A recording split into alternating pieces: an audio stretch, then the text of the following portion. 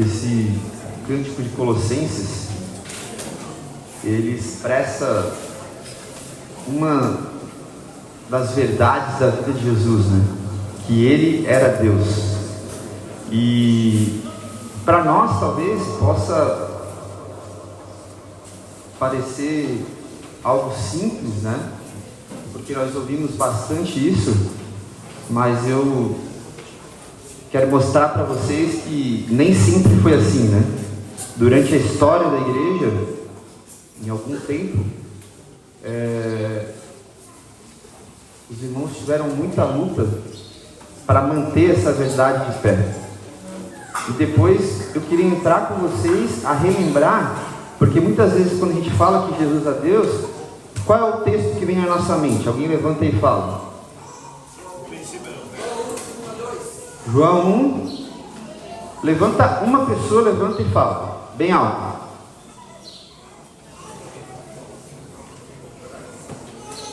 Ixi. No princípio era o verbo, e o verbo estava com Deus. Todas as coisas foram. E o verbo era Deus. Todas as coisas foram feitas por ele. E sem ele, nada do que foi feito se fez. Falar todos juntos. Bora. Poxa, não te preocupa. Antigamente eu achava que tinha que estar totalmente, todo mundo 100%. O que a gente precisa saber, eu creio que esse versículo é bom a gente ter em memória, mas às vezes quando puxa, a gente tem que parar um pouquinho, pensar, lembrar, mas é importante poder explicar esse versículo, né? Esse é o mais importante. Então vamos falar todo mundo junto, vai lá.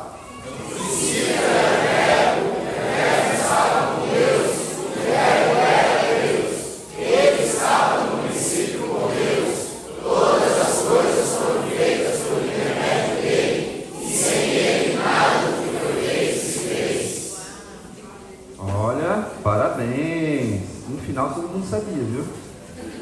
Só fica um pouco nervoso quando fala assim, levanta, né? Vamos falar de novo, bora lá. Catequizar. João 1.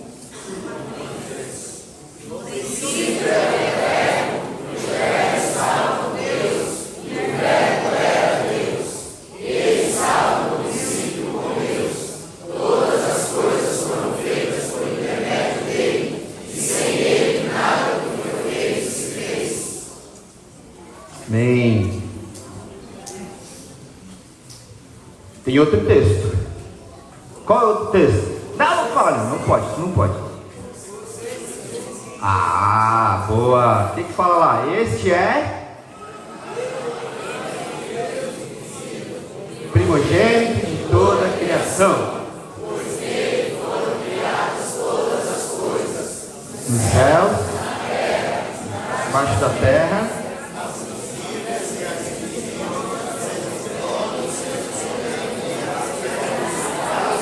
Ixi, no final aí, vamos voltar um pouquinho. Vamos voltar a fita, peraí. Vamos começar de novo.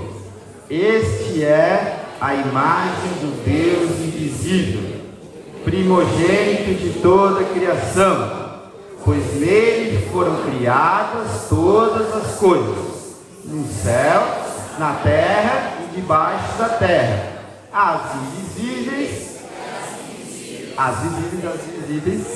sejam tronos, sejam soberanias, quer principados, quer potestades. Tudo foi criado por meio dele e para ele. Boa! As coisas, nele tudo subsiste. Que bom, né? Esse é o versículo que nós cantamos aqui, né? Exatamente a música.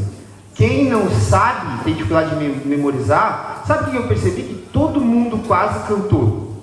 Eu até pedi para o Xande que quando a gente estiver com uma igreja em dezembro, que é o nosso encontro geralzão, que vai ter muitos irmãos, para a gente cantar junto, porque eu vi que os irmãos conhecem, e é uma verdade muito rica sobre a vida de Jesus, né? Então, se você lembra da música, você lembra do texto. Se vir fora, você pode pegar a música, cantar, você vai começar a ligar o texto, né? Bom, então, antes de entrar nesse tema, eu queria fazer uma introdução aqui. Eu queria contar para vocês um pouquinho. Eu estive lendo um livro e achei que, mais um livro, estou começando a ler um livro do David Paulson, outro, e eu achei muito interessante um aspecto que ele comenta sobre o início da igreja pós-Atos, né? Porque quando a gente ouve essa questão a gente lê Atos, é importante a gente entender que Atos foi escrito depois da morte de Jesus, né? Então, Jesus morre, ele ressuscita e depois ele é exaltado. Tem a morte de Judas, e aí eles escolhem eles fazem entre Matias e Barnabé, eles escolhem mais um apóstolo, e aí começa a vida da igreja como igreja, né? Porque assim, quando Jesus estava ali, ele era o próprio Deus. Então, Jesus, ele tinha que fazer a obra, concentrar, ensinar, porque ele sabia que ele iria morrer. Então, ele teve que concentrar em poucos, mas ele deixou todos aqueles que estavam perto dele extremamente capacitados. E logo depois, em Atos, começa a vida da igreja sem Jesus, né? E o livro de Atos, ele é escrito entre 30 e 60 depois de Cristo, claro, depois de Cristo, depois do nascimento. Então é 30 e 60 depois de Cristo. Então, mas eu não sei quantos já tiveram a oportunidade de ler e parar para pensar assim: hoje existem milhões de pessoas convertidas nesse mundo, né? Quer seja religiosa, quer seja realmente fiel, mas existem milhões. Bom, dentre os fiéis também existem milhões. Há muita gente que ama o Senhor, né? Às vezes a gente tem uma visão curta de achar que só nós vamos ser salvos, né?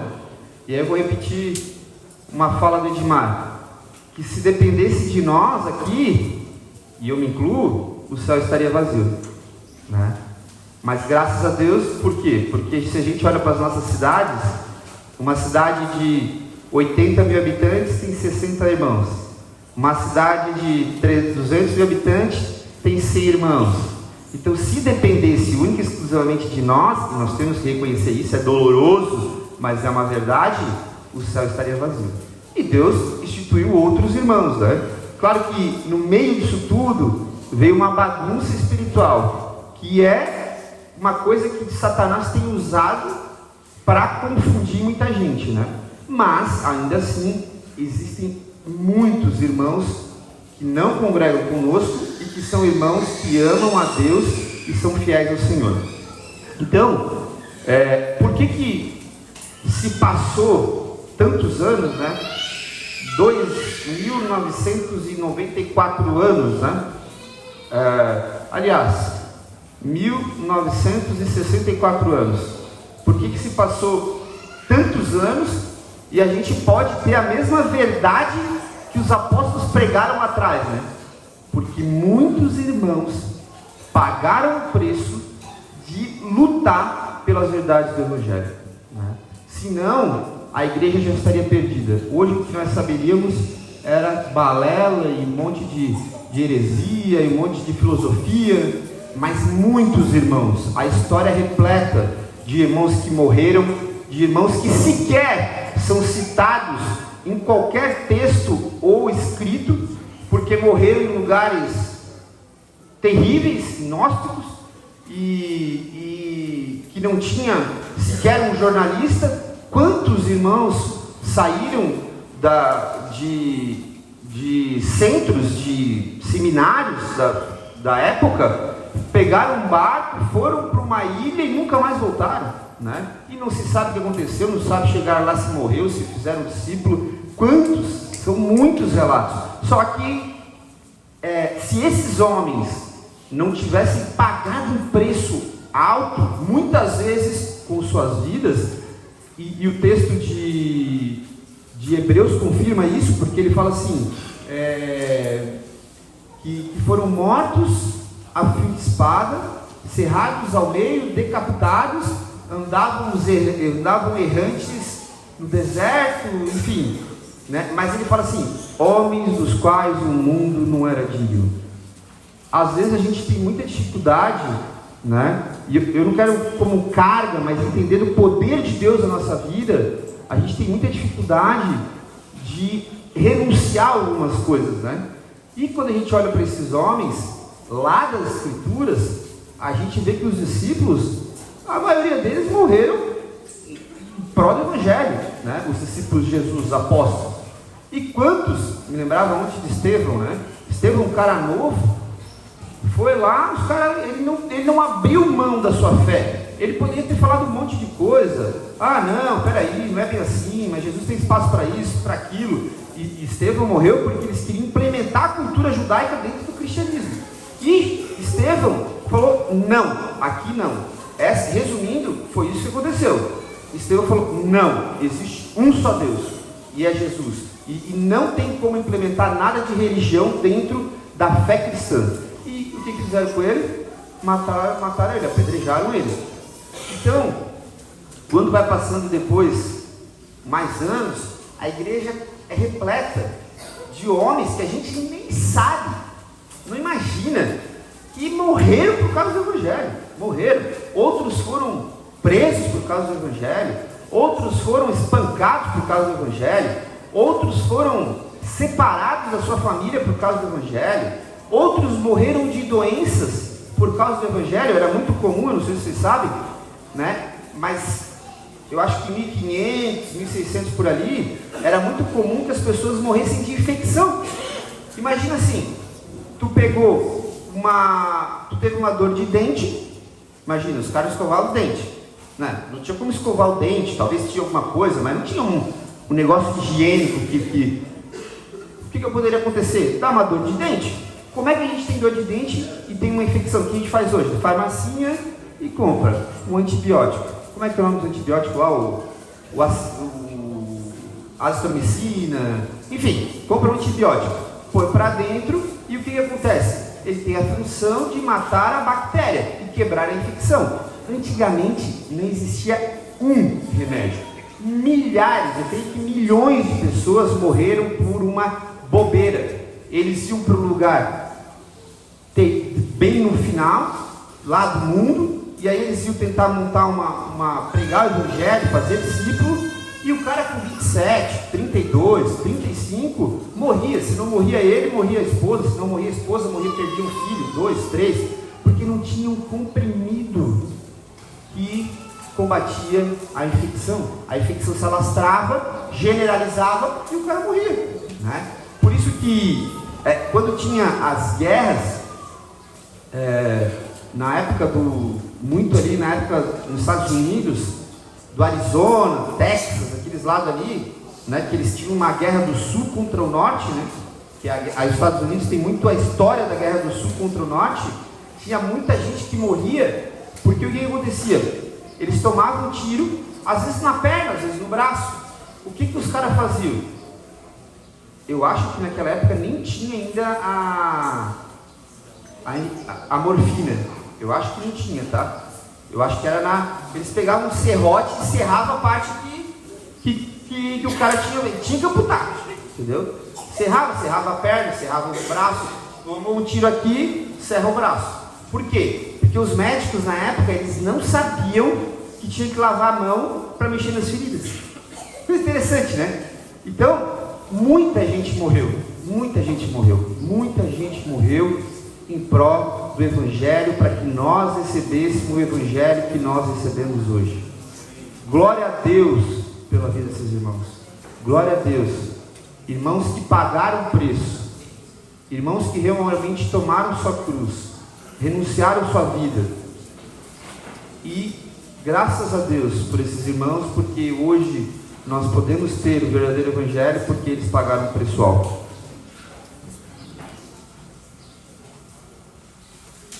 Então,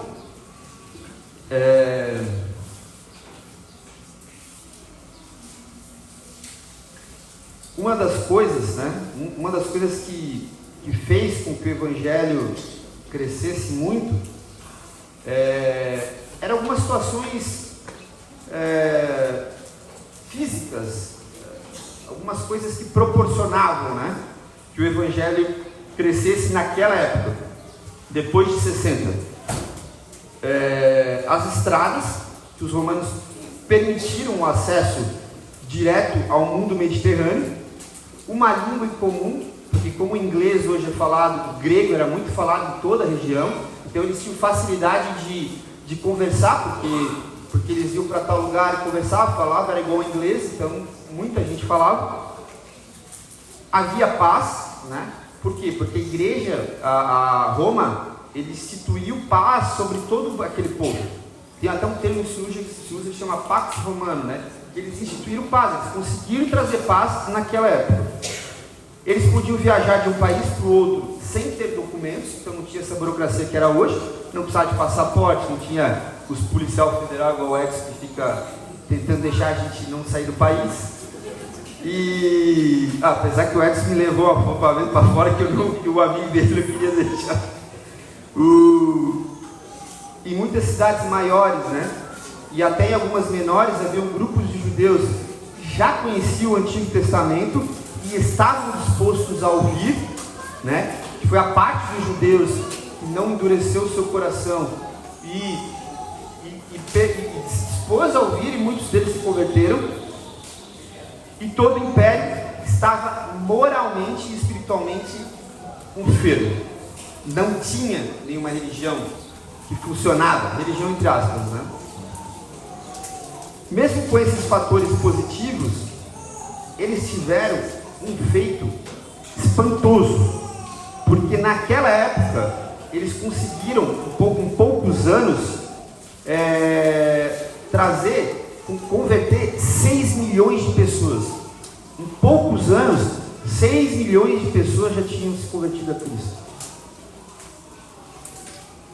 Entre os que propagavam a igreja estavam os missionários oficiais, na época os apóstolos, né, como são chamados no Novo Testamento, mas que em sua maioria estavam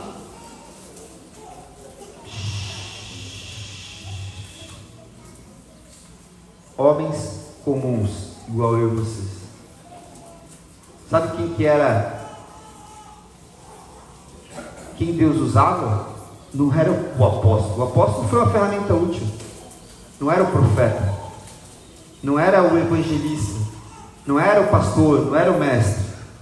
A igreja só obteve êxito porque cada um deles entendeu o seu propósito, o propósito para o qual foi chamado. E cada um pregava o evangelho, e cada um fazia discípulos. Não era uma igreja que tinha 62 pregavam o evangelho, era uma igreja que tinha 60 e 50 pregavam o evangelho, e isso ia multiplicando. Não tem segredo, não tem segredo. Bem pelo contrário, é muito mais simples do que a gente imagina, ou até que muitas pessoas imaginam, que muitas vezes faz evento, show, gasta milhões, e faz mais um evento lá de não sei o que, e mais milhões, e quer montar não sei o que lá, e milhões, e gastando. E qual foi o recurso da igreja do Antigo Testamento, do Novo Testamento, lá atrás, da igreja primitiva? Nenhum. Sabe qual era o recurso? O entendimento acerca do propósito eterno de Deus. Eles entenderam porque Jesus tinha chamado eles.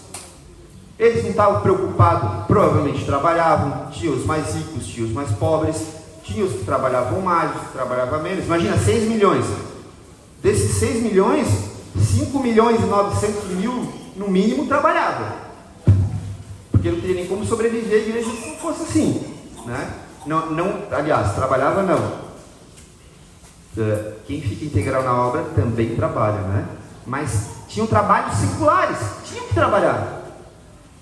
Todo mundo tinha o mesmo padrão de vida? É óbvio que não, isso não existe. Quando a gente olha para as escrituras, Jesus fala que José de Arimateia, no texto que Jesus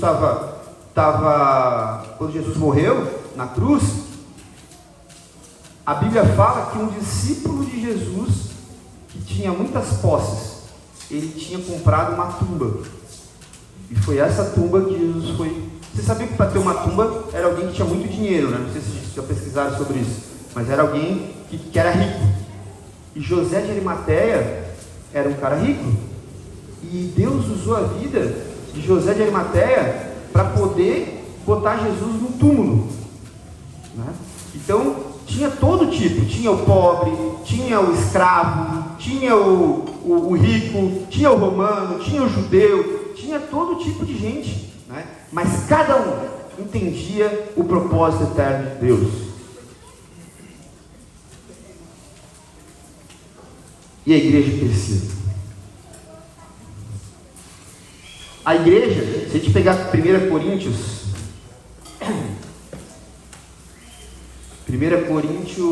1 26 e 31.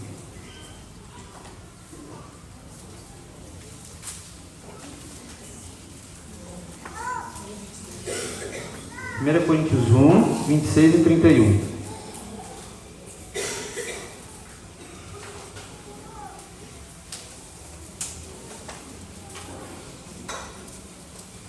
Olha esse texto. Eu falo assim, ó, meditem nesse texto, tá? Meditem. 1, 26 a 31, vamos lá. Porque bem vedes, irmãos, a vossa vocação, que não são muitos os sábios, vou começar de novo. Porque bem vedes, irmãos, a vossa vocação, que não são muitos os sábios segundo a carne, nem muitos os poderosos e nem muitos os nobres que são chamados. Não está falando que não é nenhum, mas fala que não são muitos. Mas Deus escolheu as coisas loucas desse mundo para confundir as sábias, e Deus escolheu as coisas fracas desse mundo para confundir as fortes. E Deus escolheu as coisas vis desse mundo e as desprezíveis e as que não são para aniquilar as que são, para que nenhuma carne se glorie perante Ele. Mas vós sois dele, em Jesus Cristo, o qual para nós foi feito por Deus sabedoria, a justiça e santificação e redenção, para que, como está escrito, aquele que se glorie, glorie-se na carne e glorie-se no Senhor.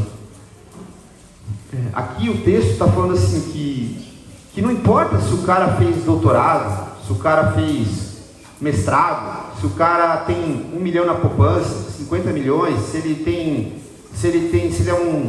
ele estudou faculdade, fez 2, 3 faculdades, ou se ele é um cara que recebe o valor do salário e aí chega no final do mês e paga todas as contas e acaba o dinheiro, ou se ele é um cara que não pôde cursar o 2º grau, ou se ele é um cara que não teve a oportunidade de falar, de estudar numa faculdade, fazer um mestrado, de ser um médico, nada disso importa.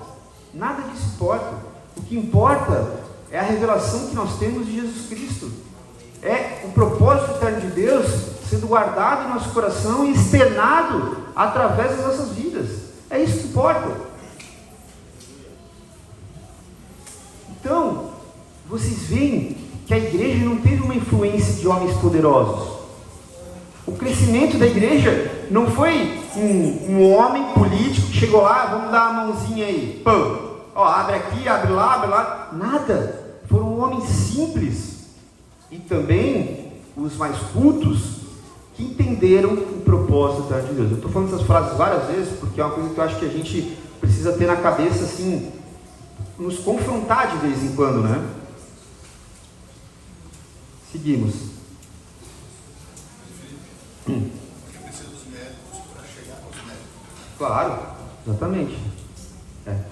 Então você estava falando, uma coisa que eu particularmente quebrei na minha vida, alguns paradigmas ultimamente, né? É que assim, o que um irmão precisa ter? Ele precisa ter Cristo, bem fundamentado. Se ele vai ser médico, se ele vai ser advogado, se ele vai ser, sei lá, se ele quer estudar muito, ou se ele quer entrar para uma mão de obra, isso não vai interferir na fé dele, desde que ele seja um homem bem fundamentado, né? Então você falou, muitas vezes os médicos precisam de médicos, né? Por quê? Porque precisa pregar o evangelho para esses homens. Eu lembro de uma história, abrindo um parênteses na minha fala aqui, eu lembro que quando eu conheci o Frei, o irmão lá de Santana do Livramento, hoje está lá no Pará. Ele contou a história de conversão dele, né? E olha que interessante, um cara, eles estavam no Haiti numa missão, estavam os dois, e ele via que tinha um cara que todo lugar queria, ele pregava o evangelho. Tanto de guerra ia, foguete de carro, ia de tudo assim, né? Os carros militares, e os caras andavam lá, o exército, e ele pregava o evangelho. Isso que ele falou pro Freire, mas falei, não quero saber disso aí. Aí passou-se, acho que uns 2, 3 anos, o Freire veio para o Brasil, e esse cara converteu algumas pessoas lá. Passou uns 2, 3 anos, esse cara veio para o Brasil, acho que o exército foi retirado de lá, e aí ele estava em casa e tal, e aí eles começaram a ter muito problema, ele e a mulher estavam para se separar, e ele lembrou do cara. Ele falou, cara, eu vou lá falar com esse cara. E aí ele encontrou no exército e falou, cara, aquele dia que ele falou de Jesus e tal, ele falou, não, beleza, vai lá em casa. Aí eu não sei com riqueza de detalhes, estou contando por cima, né? Eu sei que o Freire foi na casa dele, não sei se no mesmo dia, uns 2 dias depois, ele foi com a esposa. O Freire ouviu o evangelho, o cara pregou o evangelho de novo, aí ele falou assim, tá, mas o que eu preciso para me batizar? Tipo, Filipe e o Eunuco, né? Aí ele falou, não, você precisa entender. Não, já entendi. Não, mas de repente era melhor a gente... Não, eu já entendi, eu quero Jesus. Cara, se for assim, tu posso te batizar hoje? Quero batizar hoje. Tipo, saiu da casa bem de madrugada, batizou ele e a mulher. Então aí, perseverando. Mas Deus usou um militar no Haiti para pregar o evangelho para ele e para muitas outras pessoas. Eu tive agora em Pelotas, né? Eu achei muito interessante, que eu sabia da história do Tiago, né? Que é o filho do Cláudio, que foi um cara que foi pro exército e tal, e eu tinha muita resistência assim, em questão do exército.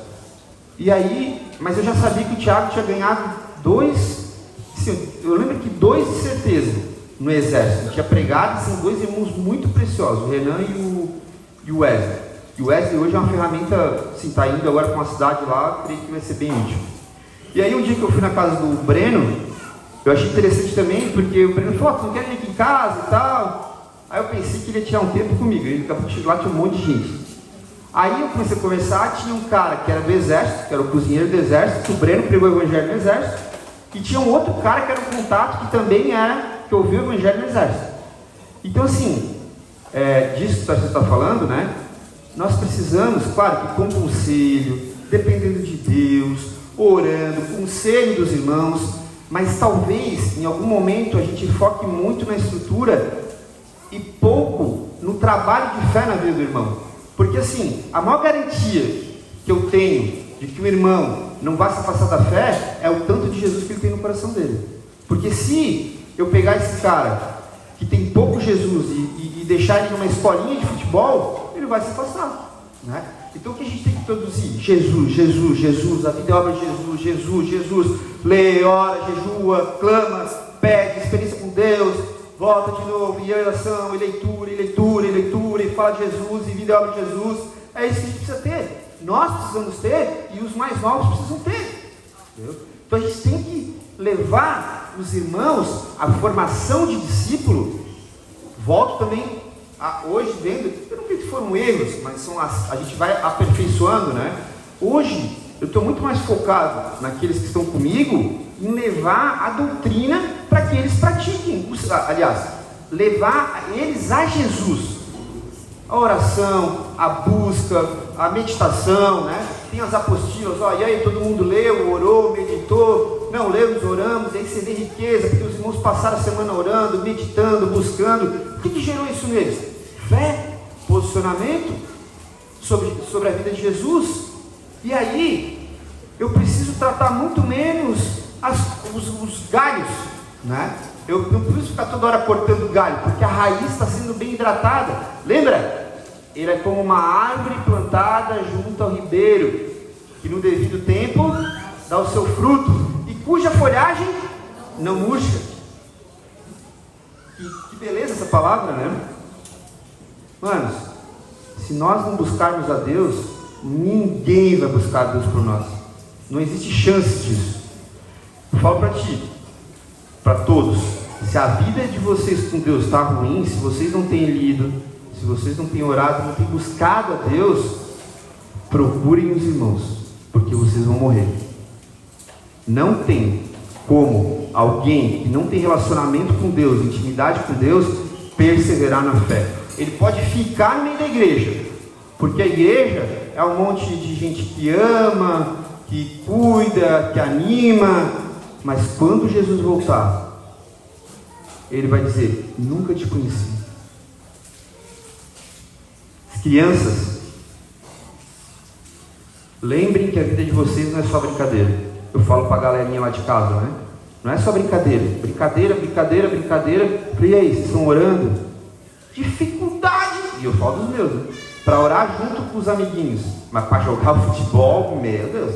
Passa 10 dias, 2 horas por dia, 3 horas por dia jogando futebol, se precisar. Mas para tirar um tempo de oração, não. Vai pro quarto, vai ficar uns dias sem brincar e vai buscar Deus. Vai orar, vai ter que ter a prática. A gente precisa levar os irmãos a terem a prática. E vou te falar uma coisa: quando a gente tem a prática, é prazeroso. Muitas vezes a gente está ali se arrastando, com os cotovelos num canto, batendo no outro, a fé está difícil, porque o cara não tem comunhão com Deus, né? Não todos, mas muitas das vezes, a grande maioria, é porque a comunhão com Deus está ruim. E esses irmãos do antigo, da igreja primitiva, eles tinham comunhão com Deus. Então a igreja, ela não era formada por gente de... Voltando agora, né? Fechando parênteses. A igreja não era formada por gente influente, né? Mas ela excluía escravos, outros tipos de culturas, e os escravos foram fundamentais também na expansão da igreja. Então, como que esses primeiros irmãos foram capazes de vencer o Império Romano, né?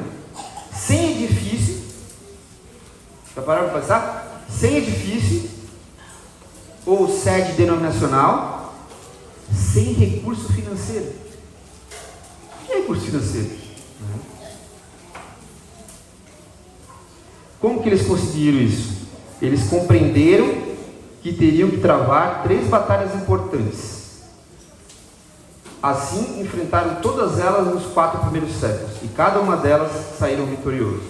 Aqui, são 3 batalhas. Eu quero só falar um pouquinho de uma, e depois a gente vai terminar aqui fazendo uma catequese. Mas eu vou falar quais são as 3, que futuramente eu quero falar para vocês das 3. Uma batalha espiritual, inicialmente contra a religiosidade dos judeus. Vocês podem perceber que isso é a batalha do Novo Testamento. Pega Atos, é uma guerra. Até Pedro foi reprovado nisso. Paulo repreende Pedro face a face, porque ele fala... Sabe, vocês lembram que Paulo fala para Pedro? Que ele agiu como? Dissimuladamente, né? Sabe o que é dissimulado, não? Ele não falou isso para Pedro? Falou. É um cara que é 2 caras. Na frente de uma pessoa ele é uma, e na frente de outra pessoa. Paulo repreendeu Pedro. Ser na frente dos judeus aí é uma coisa, mas quando vem aqui para os gentios é outra coisa. Por quê? Porque Pedro era assim. Porque a cultura de Pedro, ela era tão enraizada, tão fundamentada nesse negócio do judaísmo, que teve que vir Paulo para ensinar ele que o judaísmo também, claro, entendo que Pedro talvez seja o maior apóstolo de Jesus, mas nesse quesito ele errou. E ele errou por quê? Porque ele queria ainda assim implementar um pouco da parte judaica no cristianismo. E Paulo recebia Pedro estava com os irmãos lá, os gentios, né, que eram os romanos, os gregos, e Pedro felizão e tal, e quando chegava um judeu ele ficava meio longe, porque ele tinha medo de o que os judeus iam pensar dele. E aí Paulo repreendia ele, falou: como assim? E aí em Atos 15 ou 13, 15 acho que fala de um processo que a igreja passou, aonde se reverteu isso. O que aconteceu? Pedro, depois dessa repreensão, eu acho, Pedro sobe a Jerusalém, não sei se Paulo sobe também, e aí vão discutir esse tema, né? E aí tem um dos textos que fala assim, que a circuncisão de Deus não é humana, mas sim feita no coração. O que eles estavam discutindo? Falou: não pode, tu chega assim, vocês sabem onde que é feita a circuncisão. Aí tu chega para um cara grego, que tem 40 anos de idade, e fala: você tem que se circuncidar. Ele fala: o que é isso? É isso. Tá louco? Vai para um romano e fala, tem que circuncidar. Como assim circuncidar? O que é isso? Tem que fazer isso. Você está doido, meu? Não tinha como, era uma coisa cultural, não tinha nada a ver com o reino de Deus. Só que Pedro ainda tinha um ladinho ali, né? Então, a batalha contra a religiosidade dos judeus. A segunda, a batalha mental inicialmente contra a mentalidade grega, tá?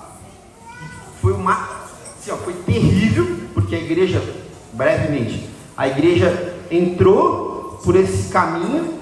Os gregos eram muito inteligentes, em sua grande maioria filósofos. Se você pegar hoje Platão, eu acho que Aristóteles, eu acho que esses caras tudo deve ser meio grego, deve ser vindo da Grécia, né? Tem inúmeros livros aí dos pensadores, né, que são gregos. E a batalha física começou quando o Império Romano entendeu que o cristianismo ia ser um problema, né? E começou porque quando o Império Romano ele tomava uma região, eles tinham um lugar que tem até hoje, que era um centro, que era tipo vários nichos assim, né, grande. E aí o cara queria lá, vamos dizer assim, no Buda. Aí ele, lá atrás não tinha, né, mas vamos dizer que fosse. Então tá, nós dominamos aqui, ó. Qual que é o Deus de vocês? O meu Deus é o Buda. Então beleza, então nós vamos validar aqui no Congresso e aí vamos referendar essa religião. E ela passava a ser uma religião lícita. Aí eles pegavam o Buda e botavam lá. Tomavam outra coisa, pegavam outro Deus. Qual que é a tua religião? Sim, vamos anotar aqui, validar, e aí fica liberado vocês servir esses deuses. E aí eles tinham um centro que eu acho que chamava Panteão, e aí onde eles botavam todos esses deuses. Quando veio o cristianismo, os verdadeiros cristãos, eles quiseram colocar Jesus, e eles falaram, não, Jesus não, Jesus aí não, pode tirar todos os outros. Como assim tirar os outros? Não, pode tirar tudo, porque Jesus é o único Deus. E aí criou-se uma guerra, e dali para frente foi piorando, até que eles começaram a acabar com os cristãos. Via um cristão, queimava, pendurava enforcado na cidade, para todo mundo ver, queimava vivo, crucificava, e aí começou a perseguição. Então essa foi a batalha física.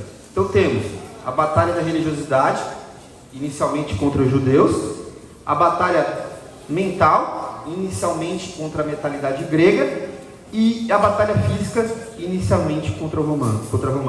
Aí eu pergunto para vocês, mudou alguma coisa? A gente deixou de enfrentar alguma dessas batalhas?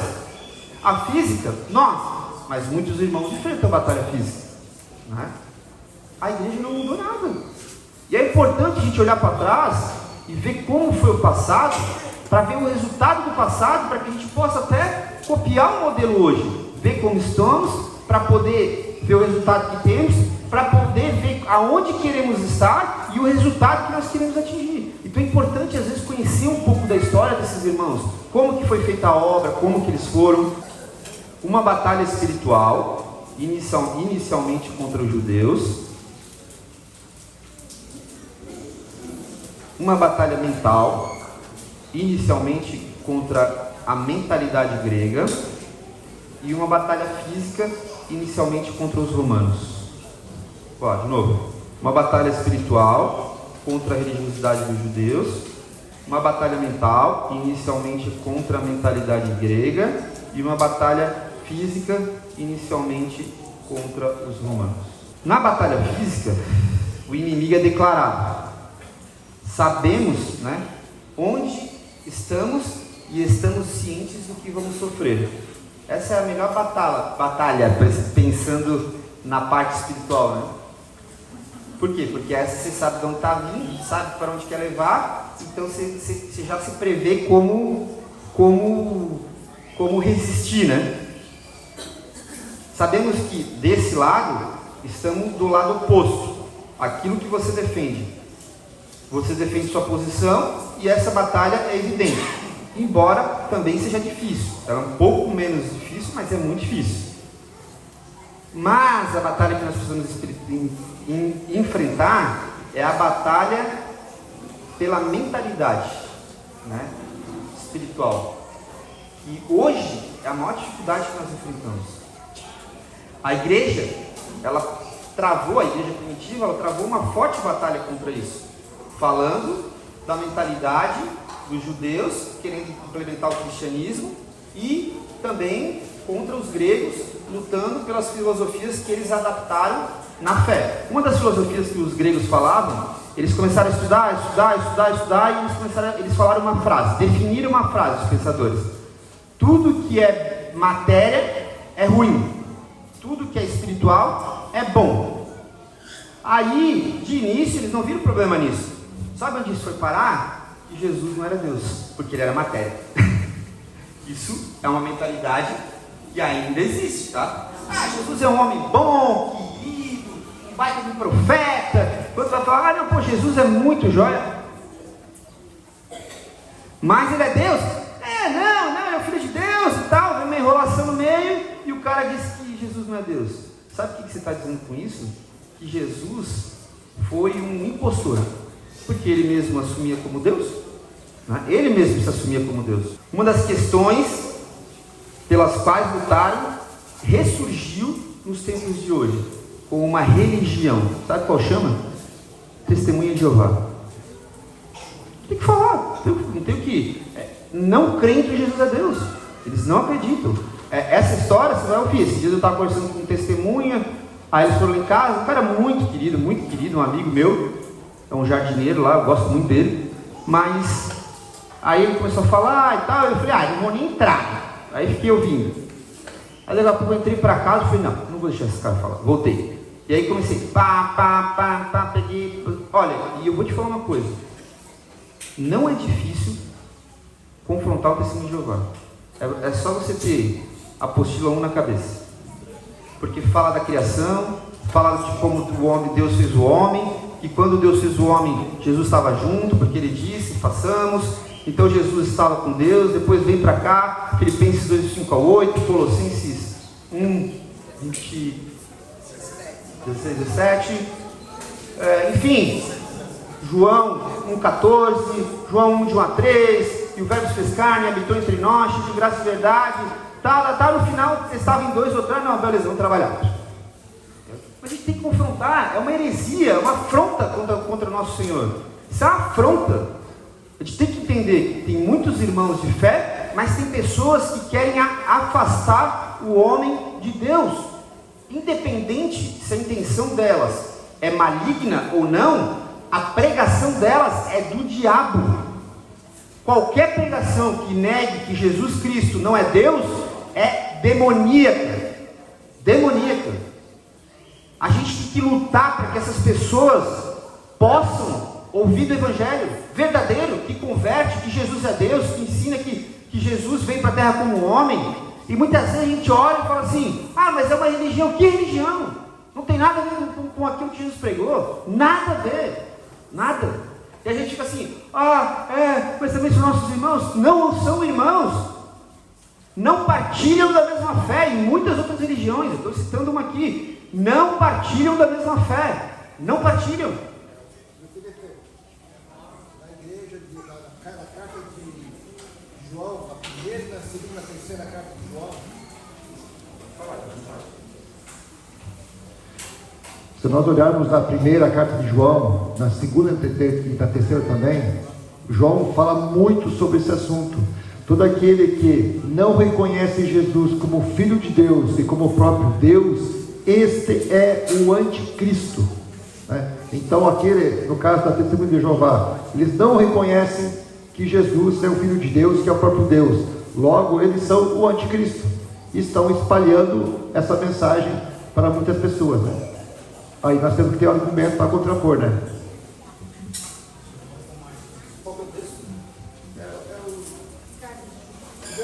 Alguém acha esse texto aí, por favor, leia em voz alta de novo. Enquanto isso, eu vou dando sequência aqui.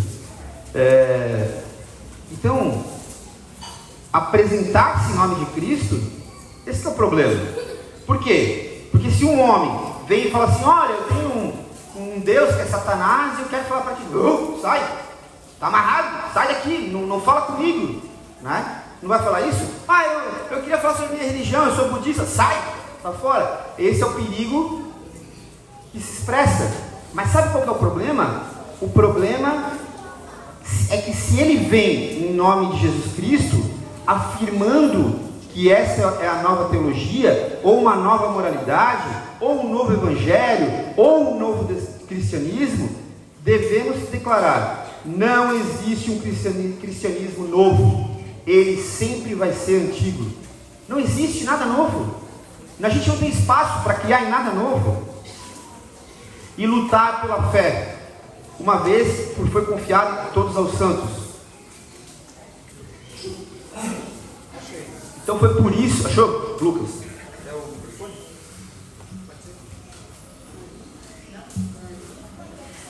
João 1, 2, perdão, 1 João 1, 1 João 2, de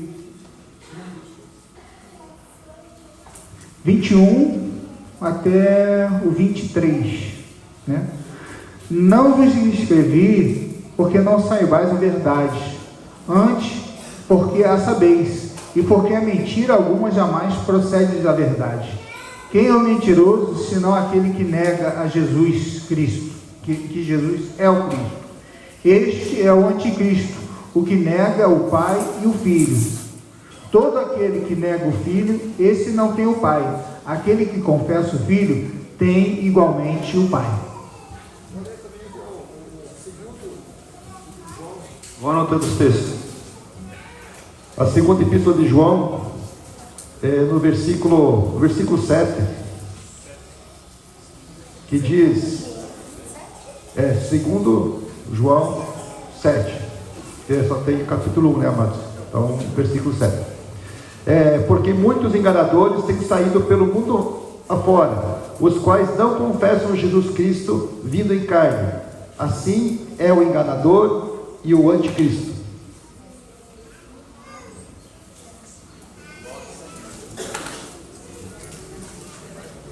Vocês estão entendendo a maneira como a Bíblia trata esses temas? Vocês já pararam para analisar que não tinha brincadeira, que os discípulos não brincavam com aquilo que Jesus tinha falado? Era muito sério, não tinha espaço. Mas é que talvez um Deus ali, que ele era Jesus, mas será que ele veio? Mas é que tem uma diferença entre o Filho. Não tem diferença. Ele é Deus.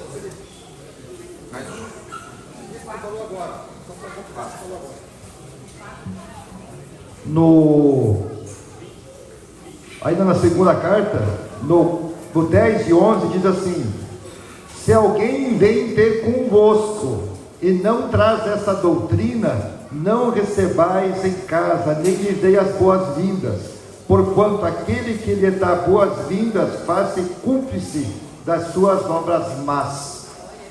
Então, nem receber essas pessoas que não reconhecem Jesus. Essa é a segunda João, versículos 10 e 11. O 9, do 2: todo aquele que ultrapassa a doutrina de Cristo e nela não permanece, não tem Deus. O que permanece na doutrina, esse tem tanto o Pai como o Filho. 1 João 5, 20 e 21 também. A gente tem bastante versículos. Depois vocês podem mandar para o Tarcísio e para o Neu uma lista de versículos, e aí a gente coloca lá no grupo, né? Ou para mim. Tem mais um aqui, o último. E todo espírito que não confessa Jesus não procede de Deus, pelo contrário, este é o espírito do anticristo, a respeito do qual tendes ouvido que vem e presentemente já está no mundo. 1 João 4, 3. Bom, vamos lá. Então, não podemos brincar com esse tipo de situação. E sabe por que a gente tem essas verdades? Porque muitos irmãos travaram batalhas árduas para guardar essas verdades em nosso coração. Não foi de um dia para o outro que foi lá. A história da igreja foi de muita dificuldade. E glória a Deus, porque hoje a gente pode estar aqui falando desse tema, senão já tinha virado uma bagunça isso aqui. Só quero contar um relato de um homem de Alexandria. Também depois da década de 60 ali, provavelmente até para o século 1, 2. Havia um poderoso pregador, era um homem alto e atraente, que além de orador, era cantor e compositor. Tinha uma igreja enorme e pregava uma mensagem terrível. Poderoso pregador, era um homem alto, atraente, e que além de orador, era cantor e compositor. Um cara que envolvia, né? Provavelmente as pessoas deviam admirar esse cara. E eles pregavam, fazendo um paralelo, justamente o que os testemunhos de Jeová pregam hoje, que Jesus não é Deus. Esse excelente orador, com sua personalidade cativante, atraía muitos seguidores.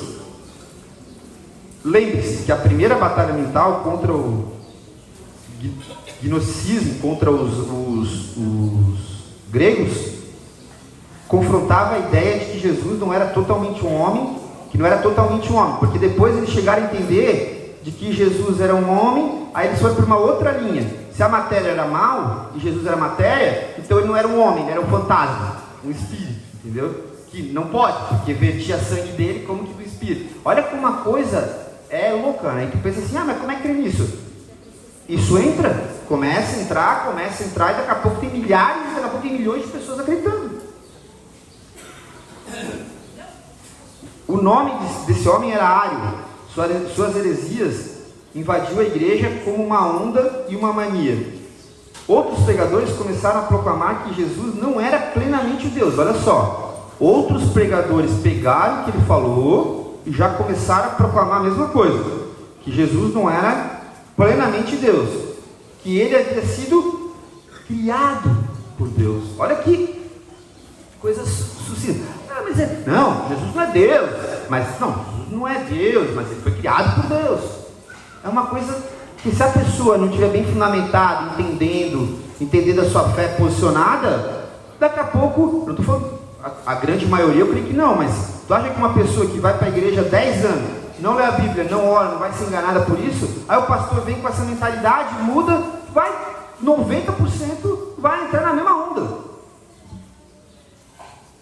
Ele havia sido criado, mas não gerado. Que ele era apenas o filho unigênito de Deus, mas não era Deus. E assim começaram a destruir a fé. Somente um homem percebeu o que estava acontecendo. Seu nome era Atanásio. Ele era um jovem diácono, enquanto Ário era bispo. Esse jovem de cabelos claros tinha baixa estatura. Era tão pequeno que chegava a ser considerado como um anão. O jovem diácono declarou: essa não é a fé cristã, por isso lutarei contra ela. E aí afirmou e deu origem à frase popular: Atanásio contra o mundo, pois o mundo havia seguido Ário.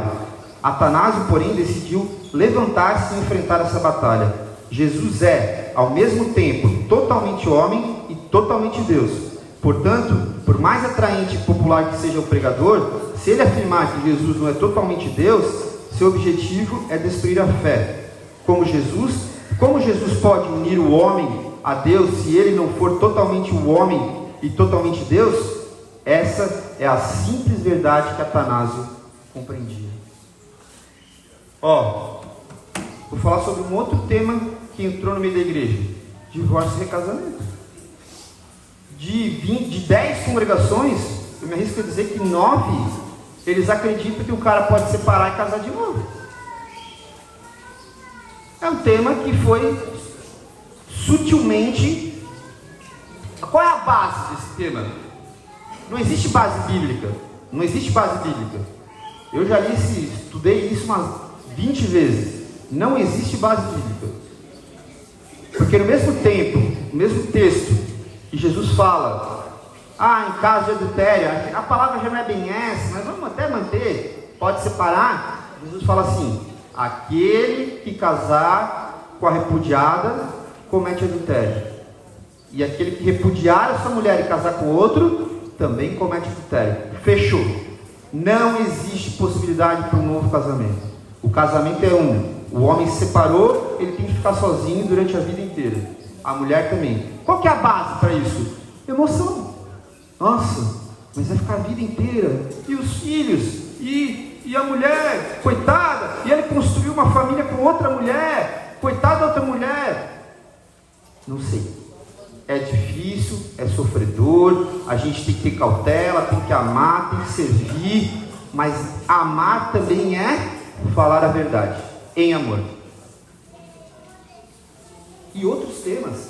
Hoje já tem homossexualismo, já tem igrejas que vão entrando, né? E nós precisamos ser igual a Atanásio. E falou, não, dessa fé eu não compartilho.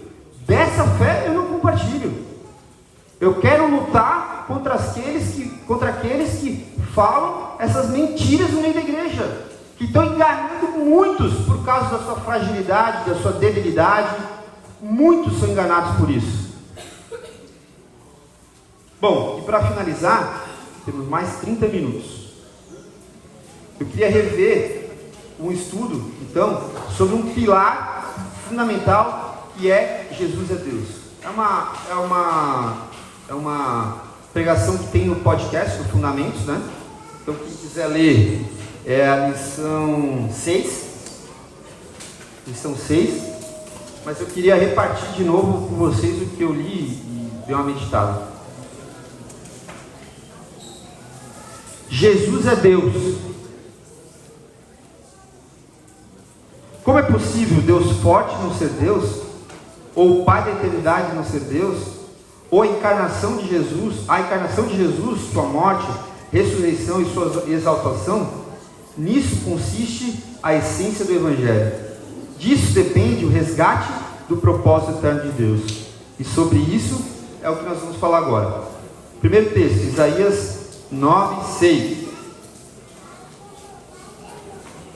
Porque um menino nos nasceu, um filho se nos deu. O governo está sobre os seus ombros. O seu nome será Maravilhoso, Conselheiro, Deus Forte, Pai da Eternidade e Príncipe da Paz. Vamos falar aqui, ó. Maravilhoso, Conselheiro, Deus Forte, Pai da Eternidade e Príncipe da Paz. De novo. Maravilhoso, Conselheiro, Deus Forte, Pai da Eternidade, Príncipe da Paz. Glória a Deus. Esse é o nosso Senhor. Isaías. Bom, aqui, ó, se a gente parar para analisar, fala maravilhoso e conselheiro. Depois ele fala Deus forte. E depois ele fala Pai da eternidade e Príncipe da paz. Como é que um Deus forte não pode ser Deus? Pô, se o texto fala que nasceu Jesus e que ele era um conselheiro e tal, e Deus forte, ali já mata todas as evidências. Já contraria toda a falácia que alguém vai falar sobre a deidade, né, de Jesus. Pai da eternidade, né? Como é que o Pai da eternidade podia ser uma criatura?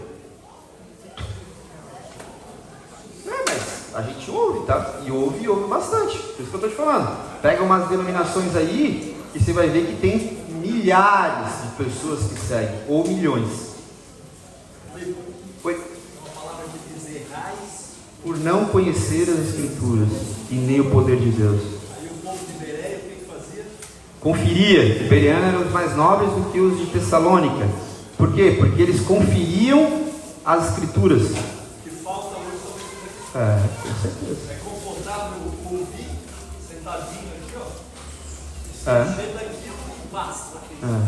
Então, assim, dentro disso que o Sérgio falou, tem dois pontos. Primeiro, eu tenho que buscar para mim. Segundo, eu tenho que tentar tirar dos outros aquilo que está errado. Eu tenho que lutar. Às vezes a gente vai para uma batalha, toma 2 socos na cara, não, beleza, e vai. Cara, não dá, eu falo por mim assim, eu estou falando de vocês, né? Às vezes a gente olha, é recasado, tá. Cara, se a gente não tiver a fé que Deus pode fazer e não tiver um entendimento de que nós somos esses homens que tem que lutar pelo verdadeiro evangelho, porque olha só, quando Jesus disse dos obreiros, quem que são os obreiros aqui? Quem? falou para enviar mais obreiros. Vocês acham que a gente precisa de mais obreiros para multiplicar o evangelho? Hã? Sim ou não? Sim ou não? Quem acha que sim, levanta a mão aí. Aê! Quem acha que não? A metade ficou no muro. Olha, ou é quente ou é frio. Não seja amor. Ó, os dois, aqui ó, vamos concentrar aqui ó. Os dois estão certos. Mas eu quero dizer uma coisa para vocês.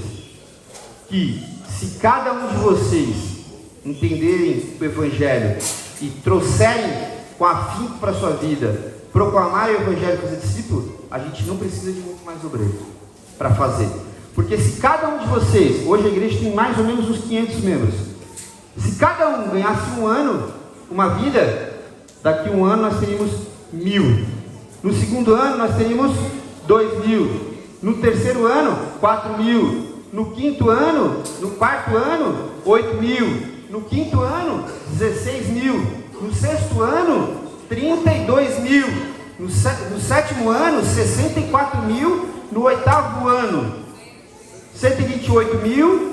E no décimo ano, 256.000. É difícil? É bem difícil. Mas eu vou falar uma coisa para vocês. Mesmo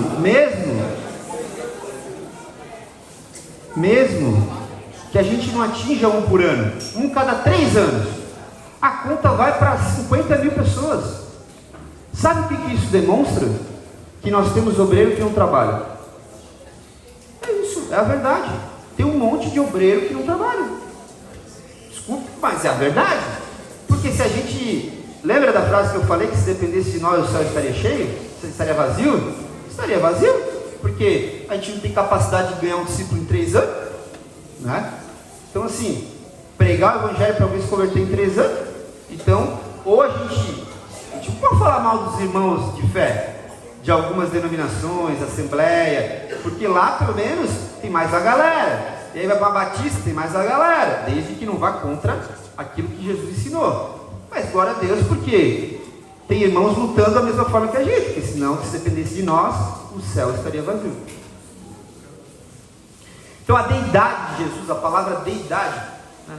Eu não sei se talvez seja mais simples falar a deidade, a divindade, a divindade de Jesus, o reconhecimento de Jesus era Deus, né? É de grandíssima importância, não é algo para se brincar, né? Então, vamos ler o texto lá. Alguém lê João 1:1.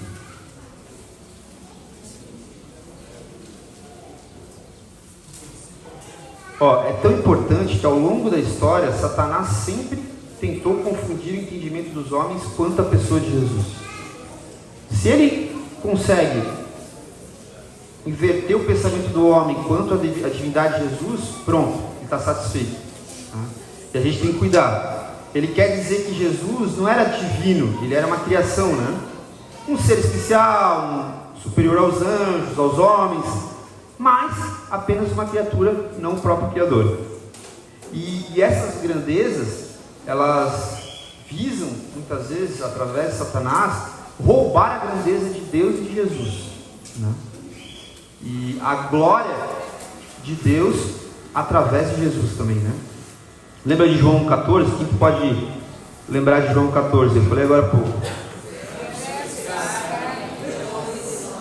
Cheio de graça e de verdade, e vimos sua glória como unigênito do Pai.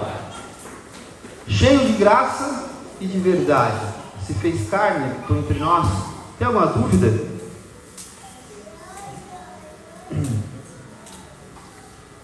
Desmerecer o poder de Deus e a imutabilidade de seu propósito eterno foi o que Satanás tentou fazer durante todo o curso da igreja. E além disso, também visa negar e diminuir o seu incompreensível amor por nós, a ponto de se fazer homem como nós, para nos resgatar dos nossos pecados e cumprir os pensamentos do Eterno. Bom, como identificar nas Escrituras que Jesus é o próprio Deus? João 1, de 1 a 3, como é que fala? No princípio...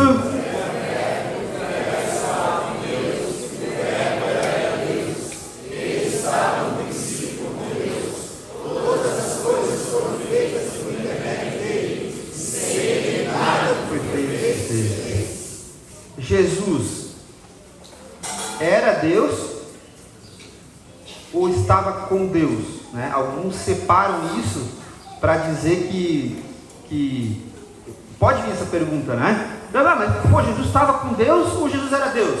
Os dois. A gente tem que crer nisso, que ele estava e era, exatamente. Ele estava e era. Vamos lá, João 1:3, né? Todas as coisas foram feitas por intermédio dele. E sem ele, nada disso foi feito. Ou seja, se ele é o Criador, está claro que ele era Deus, né? E estava com Deus e era Deus. O que fala lá em Gênesis 1:26? Também disse Deus: façamos o homem à nossa imagem, conforme a nossa semelhança. Por que Deus usaria façamos se fosse na primeira pessoa, né? E ele estivesse sozinho, ele não ia dizer façamos, faça o homem à minha imagem, né? Faça o homem a minha semelhança. E por que Deus disse, né? Porque Deus é plural. E aí ele teve que dizer: façamos a nossa imagem. Oi.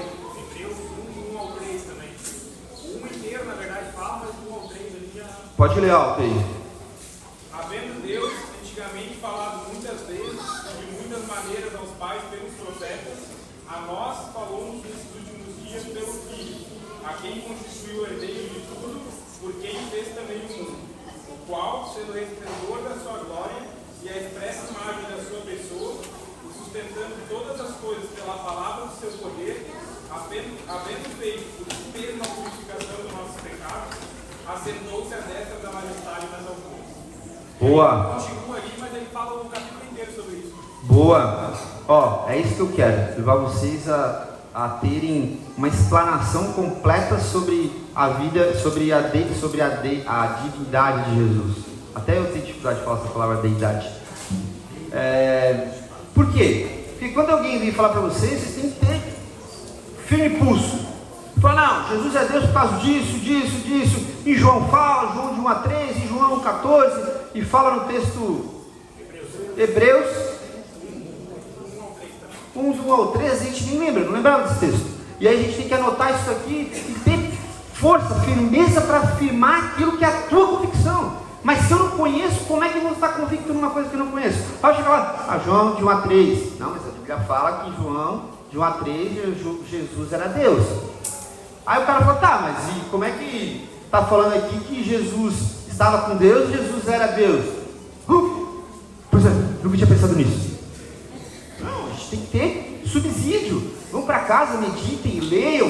E todos os temas da vida de Jesus a gente tem que estar de vez em quando revisando. Porque quando a gente, às vezes, tem alguma pessoa que nunca ouviu o Evangelho e ela quer, de fato, vem com o coração puro, limpo, de qualquer religiosidade, quer ouvir do Senhor. Beleza, show de bola. E quando você pega alguém que já ouviu o Evangelho, que tem um coração disposto, que quer ser ensinado, ou ele quer ser convencido de uma fé que ele foi ensinado errado, a gente tem que ter graça e sabedoria. Não dá para dizer, ele é um rebelde, porque ele não quer aceitar que João 1 a 3 é verdade. Não, você tem que pegar os textos e municiar a pessoa disso, porque isso vai gerar fé no coração dela. E ela vai pensar, realmente o que ele está falando tem fundamento. Vai para casa, vai colocar uma sementinha santa dentro do coração dela. Agora, se a gente não tem posicionamento nenhum em relação a essas coisas, vai ficar difícil, né? Bom, agora vamos ver 4 evidências de que Jesus era Deus, né? João 8, 58 e 59. Alguém pode ler? Porque a primeira evidência Ó, depois eu posso mandar o PDF para vocês, que é o PDF do podcast. A primeira evidência de Jesus, Jesus falou de si mesmo sendo Deus. João 8, 58 e 59. Respondeu-lhes Jesus: em verdade, eu vos digo, antes que Abraão existisse, eu sou.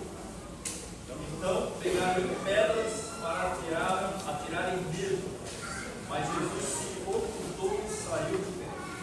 Olha que loucura. Jesus fala que ele é uma criatura que viveu há 2000 anos atrás. Vocês têm noção? Os caras pensaram, esse cara é louco. Ah, antes que Abraão existisse, eu sou. Que isso, cara? Pega a pedra e taca nele.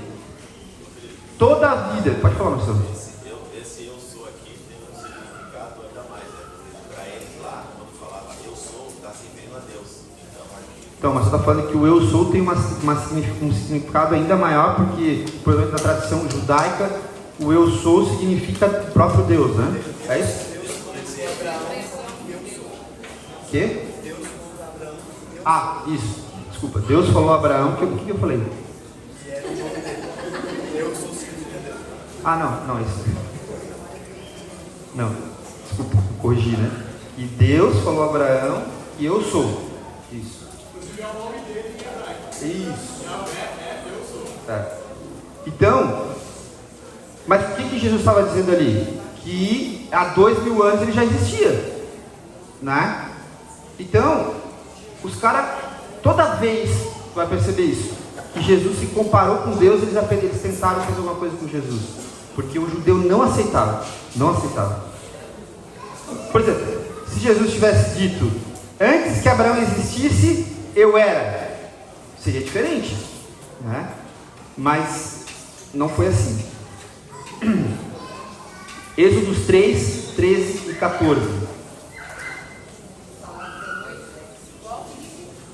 Êxodos 3, 13 e 14. Disse Moisés a Deus: eis que quando eu vier aos filhos de Israel, e lhes disser, o Deus de vossos pais me enviou a vós outros, e eles me perguntarem, qual é o seu nome? Quem lhes direi? Disse Deus a Moisés: eu sou o que sou.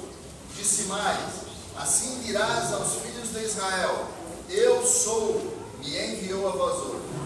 Ó, vocês veem que a expressão de Jesus é a mesma expressão que Deus se referia a ele, né? Aqui é Deus falando com Moisés, e Jesus no Novo Testamento ele se refere que ele é o eu sou, né?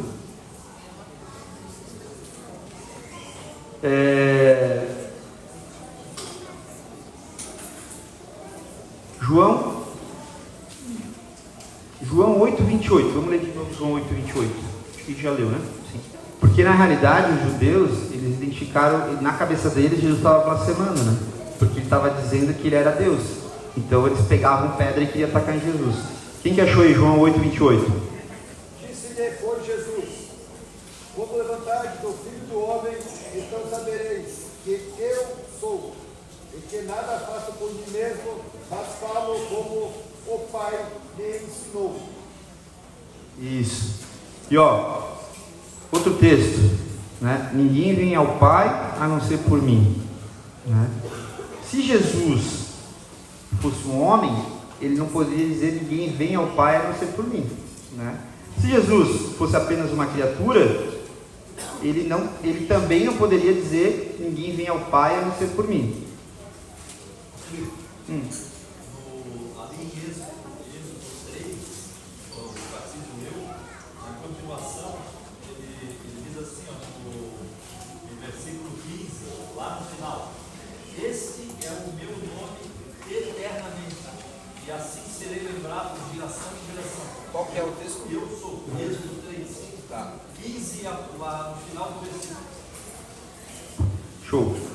Então, indo para João 14, eu sou o caminho, a verdade e a vida, ninguém vem ao Pai a não ser por mim, né? Ele é. Ele diz: vem ao Pai. Ninguém vem ao Pai, desculpa. Eu ia falar do vai, que se ele tivesse fosse uma criatura, ele iria dizer: ninguém vai ao Pai a não ser por mim. Mas ele disse que ninguém vem ao Pai porque ele era Deus, né? Como ele... Ninguém veio ao Pai porque ele era Deus, né? Eu sou o caminho, a verdade e a vida, ninguém vem ao Pai a não ser por mim. Quando ele está dizendo vem, ele está dizendo que ele é Deus, né? E isso era uma coisa que eles não aceitavam. Que ele está junto, que ele é Deus, que ele está junto, que ele é Deus, que eles são a mesma coisa. Outra coisa, ele diz que eu e o Pai somos um. Texto precioso, né? Eu e o Pai somos um. Ele é a verdade, a vida. Ele é a verdade, a vida. Como ele vai ser uma criatura? Ele é a verdade, a vida. Ele é o próprio Deus. João 13,19 a gente já leu ou não? Então vamos lá, eu vou ler. Desde já vos digo, antes que aconteça, para que quando acontecer, creiais que eu sou. João 13,19. E foi por isso que os fariseus lá, enfim, pegaram pedra para atacar em Jesus, né? Então a afirmação, né,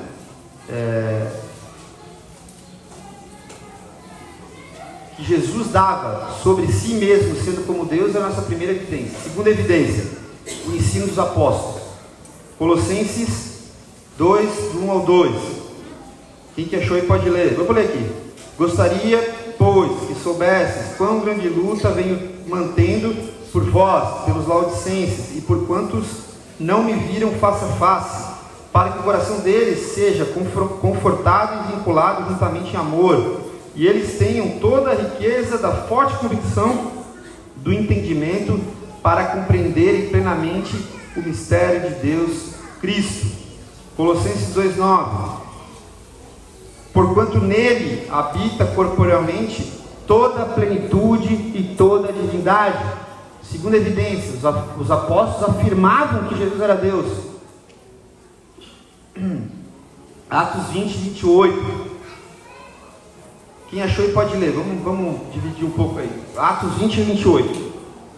Atendei por vós e por todo o rebanho sobre o qual o Espírito Santo vos constituiu bispos, para pastoreardes a igreja de Deus, a qual ele comprou com o seu próprio sangue. Comprou com o seu próprio sangue, né? Ele constituiu. Por quê? Porque os apóstolos reconheciam que ele era o próprio Deus. João 4, 24.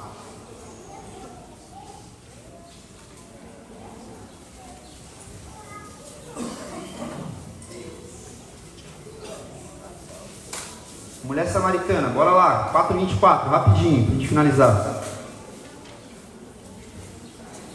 Deus é Espírito e importa que os seus adoradores o adorem em Espírito e verdade. Deus é Espírito, importa que os seus adoradores adorem em Espírito e verdade. Romanos 9:5.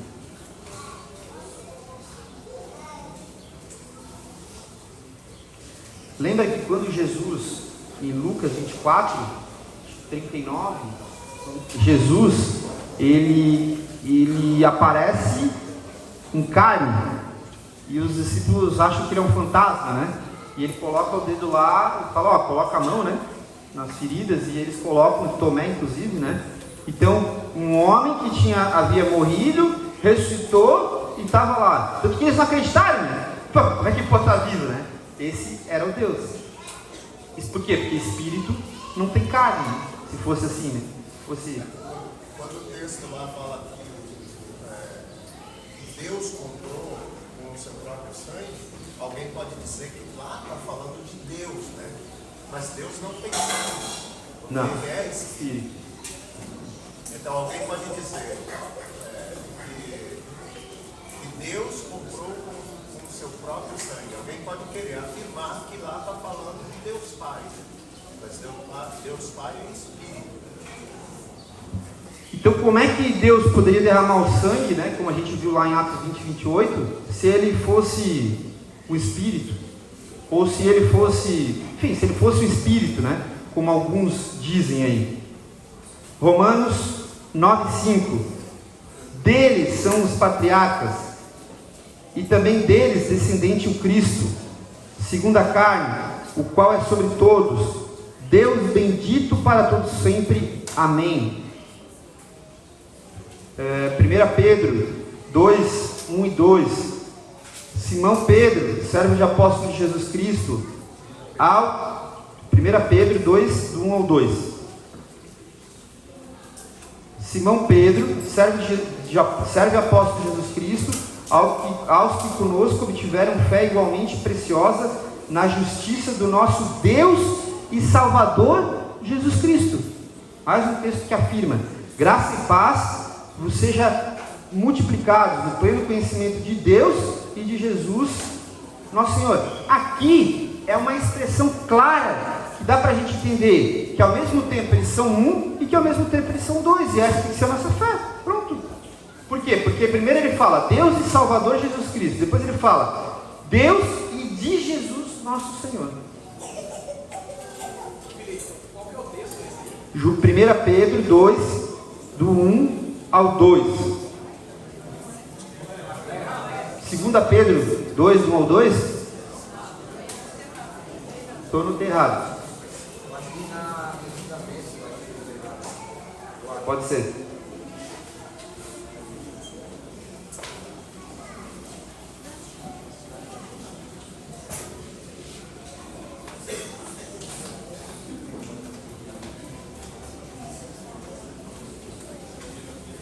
Isso aqui é um mistério, e é um mistério que basta a gente acreditar, é um mistério de Deus, né?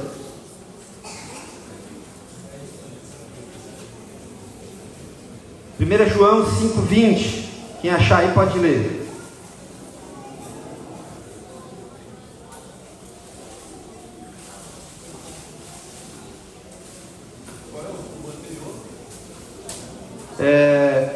O texto?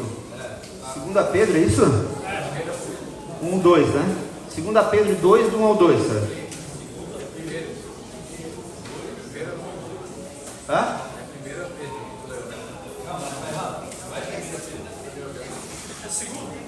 2 Pedro 2, do 1 ao 2. Isso. Quem achou aí? 1 João 5,20. Estamos quase. Mais uns 10 minutos acaba.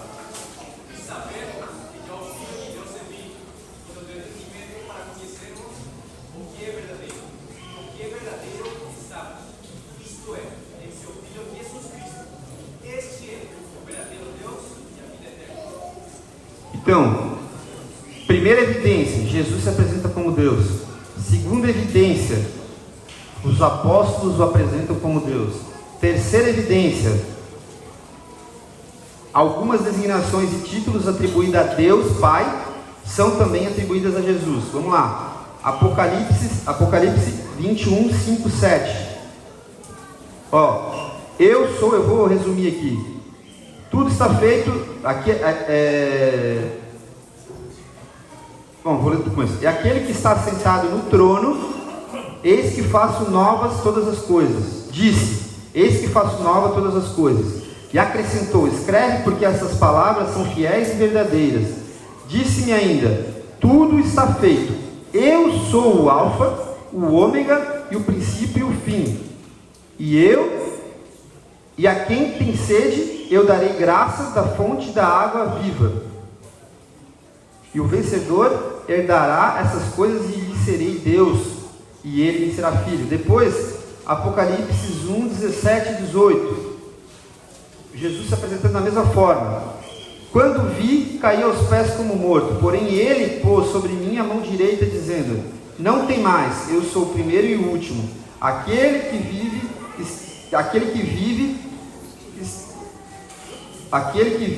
estive morto, mas eis que estou vivo pelos séculos do século, e tenho as chaves da morte e do inferno. Vivo pelos séculos dos séculos. estive vivo pelos séculos dos séculos, chamando Jesus, né? Então Jesus e Deus se usam como... Jesus e Deus, as mesmas referências, né? Eu sou o primeiro e o último, eu sou o alfa e o ômega, o princípio e o fim. É a mesma referência usada para Deus, para Jesus. Apocalipse 21. Acho que esse... eu vou pôr. Não, eu já li, não, vou 22, do 12 ao 16.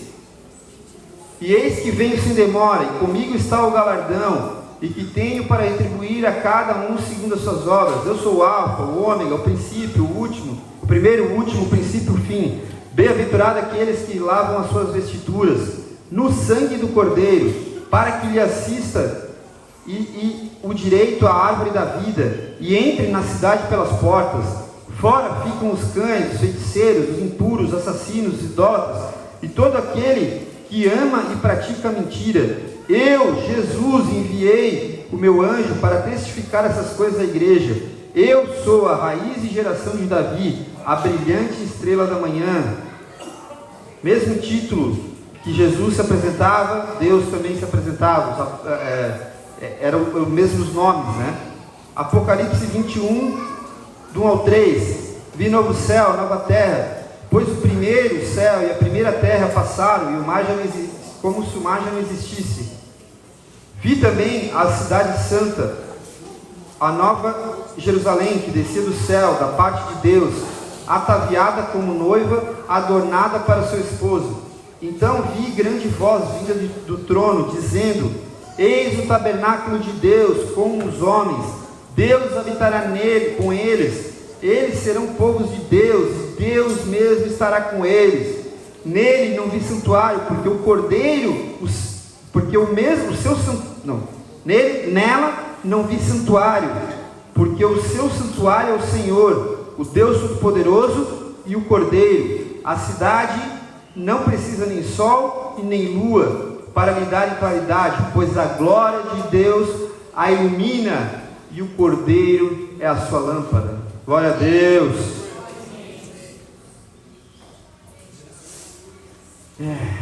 Quarta evidência e última. Oi. Qual é o título da terceira evidência? O título da terceira. Não, o título, né? Algumas designações de títulos atribuídos a Deus e Pai são as mesmas atribuídas a Jesus. Então pode botar que o nome atribuído ao Pai, os nomes atribuídos ao Pai eram os mesmos atribuídos a Jesus. A quarta evidência e maior: Jesus aceita ser adorado. Isso é fantástico, né? Imagina os caras pé da vida, né? Com Jesus se aceitando ser adorado, né? Como um Deus. Mateus 8, de 1 a 3. Eu acho que eu vou falar para a gente não se estender muito. Fala do leproso e que o leproso adora Jesus. Mateus 15, 24 a 25. A mulher cananeia que adora Jesus. Ela, porém, veio e o adorou, dizendo: Senhor, socorre-me. Se Jesus não fosse Deus, Jesus ia dizer: não é a mim que tens que adorar. Mateus 20, 20. A mulher de Zebedeu adora. Então, chegando a mulher de Zebedeu com seus filhos, adorou, pedindo-lhe um favor. João 9, 35. O cego de nascença, ouvindo 35 ao 38. João 9, 35 ao 38. Ouvindo Jesus que o tinha expulsado, encontrando, lhe perguntou: crês tu que é o Filho do Homem? Ele respondeu e disse: quem é, Senhor, para que eu nele creia? E Jesus lhe disse: já tens visto, é o que fala contigo. Então afirmou ele: creio, Senhor, e o adorou.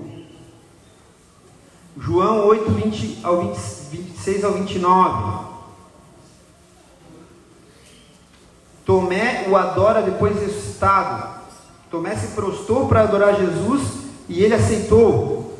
Tomé chamou Jesus de Deus e ele aceitou. Filipenses 2, do 9 ao 11.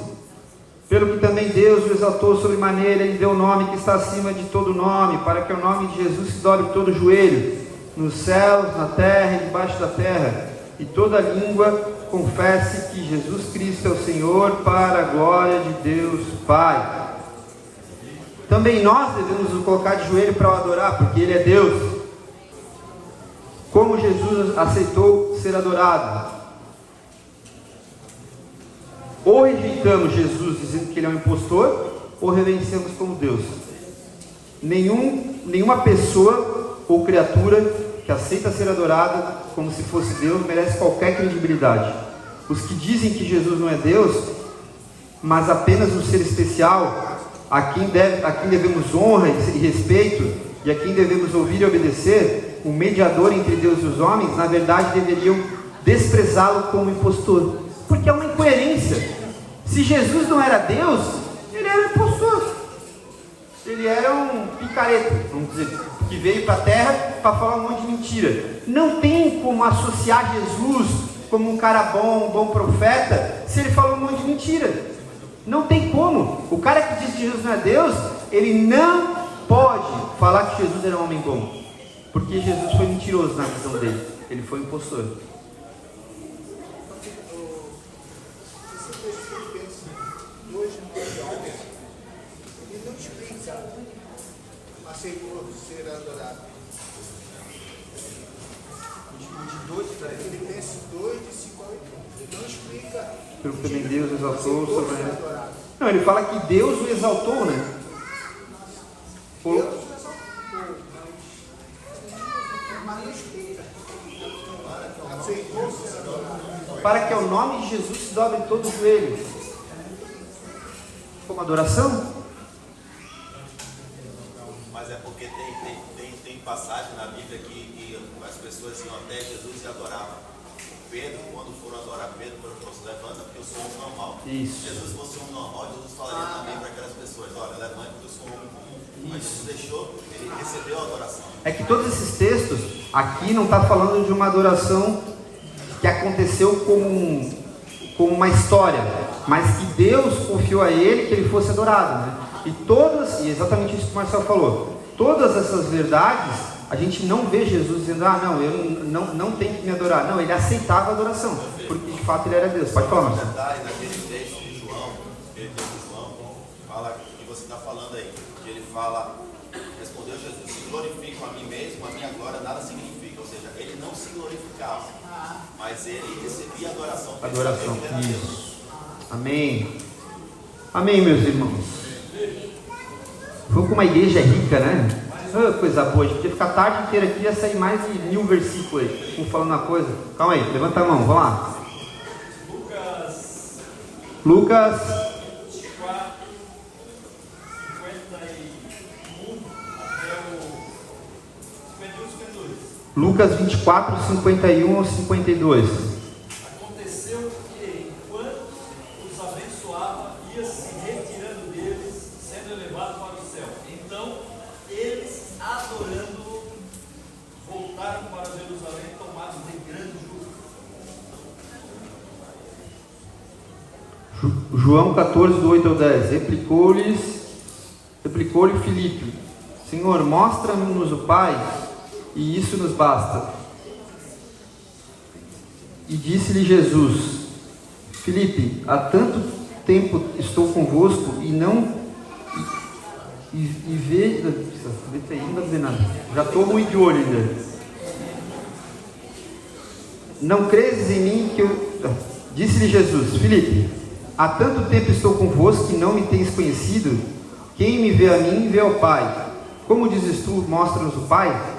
Não credes que eu estou no Pai e que o Pai está em mim? As palavras que eu vos digo, não as digo por mim mesmo, mas o Pai que permanece em mim faz as suas obras. Tremendo texto.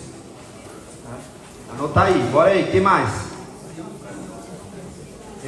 Tem uma coisa que ele defende muito, as testemunhas de Jeová, que creio que a gente precisa estar preparado para esse argumento que eles têm, que justamente para tornar viu isso que a gente está aprendendo sobre que Jesus se deixou ser adorado, né? E a gente precisa de um pouco de conhecimento do texto do original, né?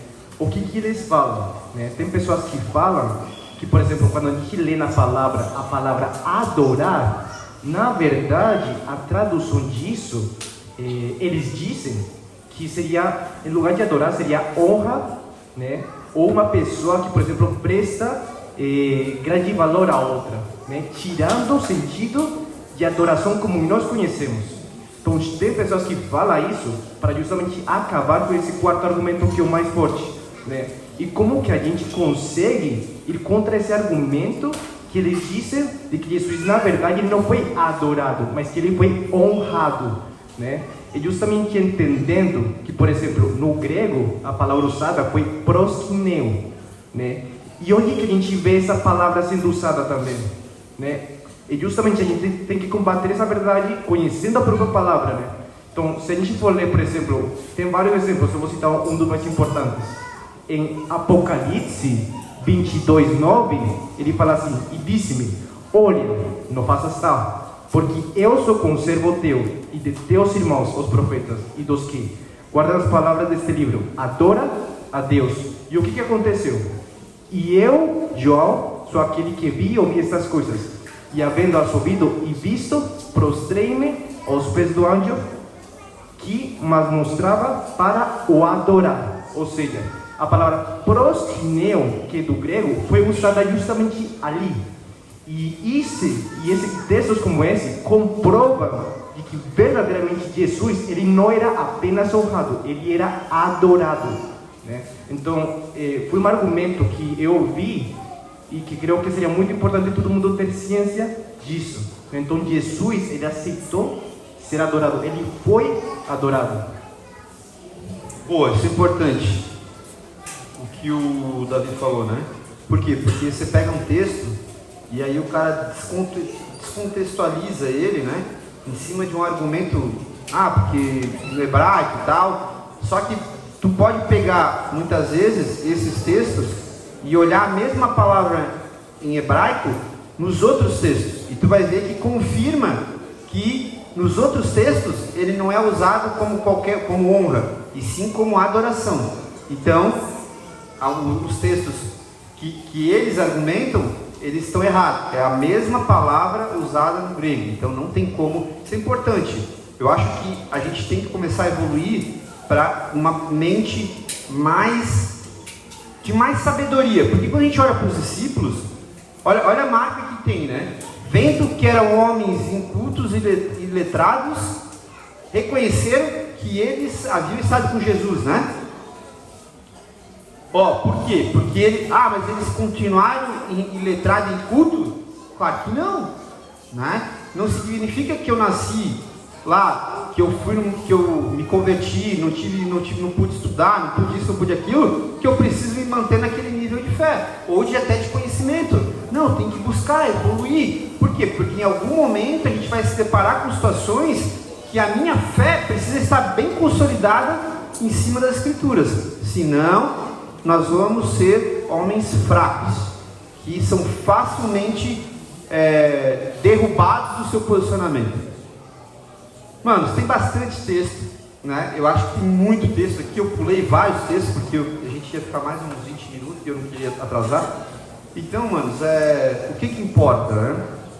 Lembrem, a divindade de Jesus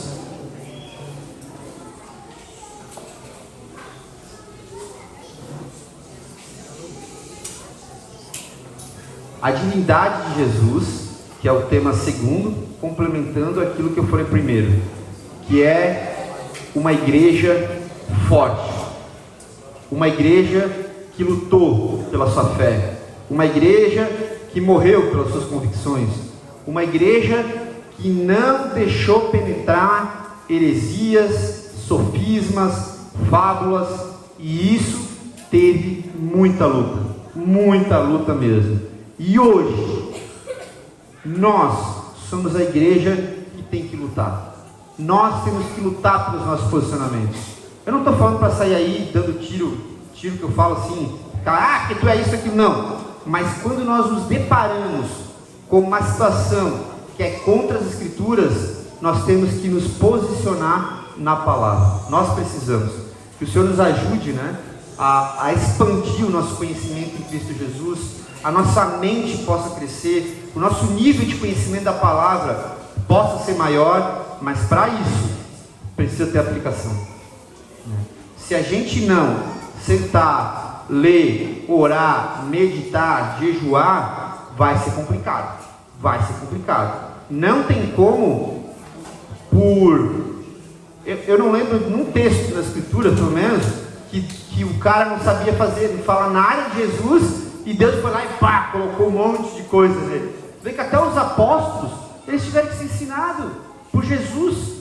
3 anos dedicados da vida de Jesus neles, capacitando, ensinando. E nós, quanto tempo a gente dá ao Senhor? Avalia isso, pergunta-se assim, quanto tempo por dia eu passo na presença de Deus? É uma oração de manhã de 10 minutos? É uma leitura da palavra de 5 minutos? É um podcast dos irmãos? Podcast não substitui comunhão, não, tá? Em alguns momentos, beleza, mas não é porque vai ouvir o podcast que está resolvido, fundamentado na sua fé. Não, eu tenho que ler as Escrituras, eu tenho que meditar. Deus quer falar conosco. Existe experiência melhor do que ouvir a Deus quando você está orando? Você fala, Senhor, eu preciso da resposta e tal, e Deus, pum! É uma alegria. Mas eu pergunto, quanto nós buscamos isso? A igreja precisa ter experiência com Deus. Sabe o que faz muitas vezes um cristão se afastar da fé? Ele não tem experiência com Deus. Ele está mais por causa da comunhão dos irmãos, porque a igreja é uma família, porque tem churrasco no final de semana, ou dia de semana, e os irmãos jogam futebol, e os irmãos aquilo, e os irmãos aquilo, e os irmãos são agradáveis de estar junto, mas não tem fundamento. É como uma raiz, é como uma semente que caiu nos pedregais. Tem raiz em si mesmo. Não vai para o chão a terra. A raiz não vai para o chão, não penetra. Fica presa na brita. E aí como é que se faz? Você tira com a mão. Eu sempre falo, a coisa mais fácil que tem é tirar mato de brita. Por quê? Porque tem raiz em si mesmo. A raiz não está no chão. Sejamos como uma árvore plantada junto ao ribeiro, que no devido tempo dá seu fruto e cuja folhagem não murcha. Amém?